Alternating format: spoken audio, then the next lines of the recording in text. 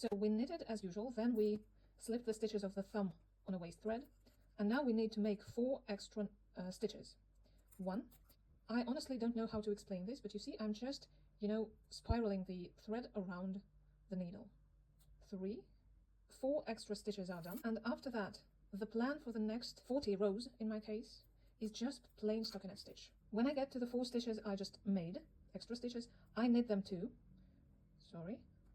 And then I continue knitting until I reach, I don't know, probably the end of the ring finger. Checking again. Moving on. We're getting closer. I finished my 40 rows. That's how many I had in the first mitten, and now we're ready to finish this part.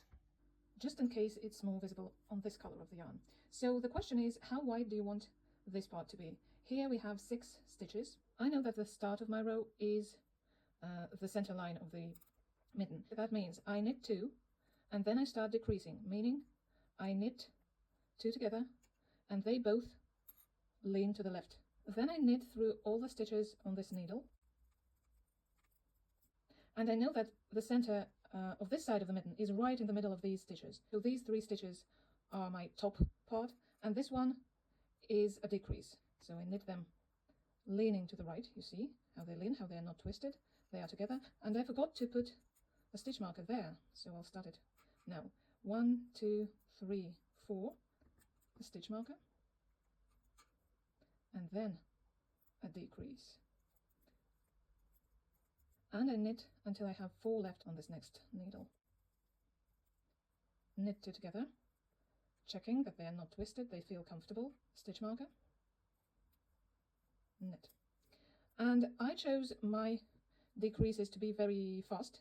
They are almost horizontal, and that means that I make decreases in each row. So I forgot to put the marker here, and I make a decrease again in this row, and I make them in every row until I have 6 stitches left on the needle. Now when I made all the decreases, I have 6 stitches on each needle. They are 6 stitches of the, I don't know what to call this, of this part, and they are facing each other.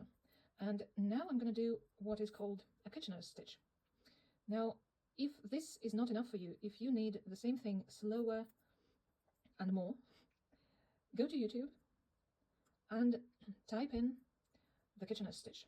The thing is to get the needle into the stitch, to get the needle out of the next stitch, and this way we get our stitches connected.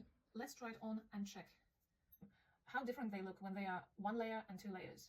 See you in the next part when we make a thumb.